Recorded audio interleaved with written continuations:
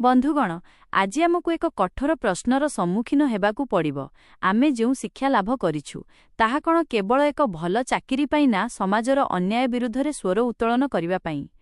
ଯଦି ଆମ ଆଖି ଆଗରେ ଗୋଟିଏ ପୂରା ଜୀବନ୍ତ ପାହାଡ଼କୁ ହତ୍ୟା କରାଯାଉଛି ଏବଂ ଜଣେ ପାଠୁଆ ମଣିଷ ହୋଇ ମଧ୍ୟ ଆମେ ନୀରବ ରହୁଛୁ, ତେବେ ମାନିନେବାକୁ ହେବ ଯେ ଆମର ଏହି ଡିଗ୍ରୀଗୁଡ଼ିକ କେବଳ କାଗଜର ଏକ ଟୁକୁଡ଼ା ମାତ୍ର।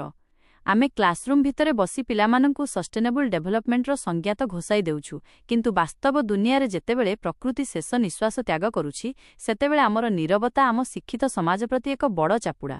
ସିଜିମାଳି, ଏହା କେବଳ ରାୟଗଡ଼ାର ଏକ ପାହାଡ଼ ନୁହେଁ, ବରଂ ଓଡ଼ିଶାର ପରିବେଶ ଏବଂ ଆଦିବାସୀ ସଂସ୍କୃତିର ମେରୁଦଣ୍ଡ।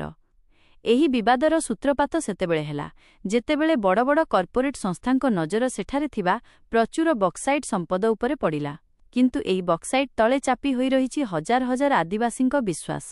ସିଜିମାଳି ହେଉଛି 200ରୁ ଅଧିକ ଜଳଉତ୍ସର ଉତ୍ସ। ଯଦି ଖଣି ପାଇଁ ଏହି ପାହାଡ଼କୁ ଖୋଳି ଦିଆଯାଏ, ତେବେ କେବଳ ଜଙ୍ଗଲ ନଷ୍ଟ ହେବନି, ବରଂ ଦକ୍ଷିଣ ଓଡ଼ିଶାର ପାଣିର ଭଣ୍ଡାର ଶୁଖିଯିବ। ଜଣେ ଶିକ୍ଷକ ଭାବରେ ମୋତେ ଏହି କଥାଟି ବେଶୀ କଷ୍ଟ ଦେଉଛି ଯେ ଯେଉଁ କନ୍ଧ ଏବଂ ପରଜା ସମ୍ପ୍ରଦାୟର ଲୋକେ ପିଢ଼ି ପିଢ଼ି ଧରି ଏହି ପାହାଡ଼କୁ ଦେବତା ପରି ପୂଜା କରି ସୁରକ୍ଷିତ ରଖିଥିଲେ, ଆଜି ସେମାନଙ୍କୁ ନିଜ ଭିଟାମାଟିରୁ ବିତାଡ଼ିତ କରିବା ପାଇଁ ଷଡ଼ଯନ୍ତ୍ର ଚାଲିଛି। ବିକାଶ ନିଶ୍ଚିତ ଭାବେ ଦରକାର, କିନ୍ତୁ ବିନାଶର ମୂଲ୍ୟରେ ନୁହେଁ।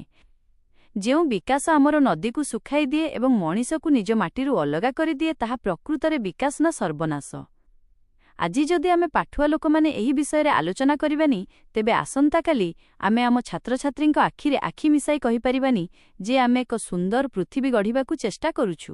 ସିଜିମାଳି ଆନ୍ଦୋଳନ କେବଳ ଆଦିବାସୀଙ୍କ ଲଢ଼େଇ ନୁହେଁ, ଏହା ମାନବଜାତିର ସ୍ଥିତି ପାଇଁ ଏକ ସଂଗ୍ରାମ।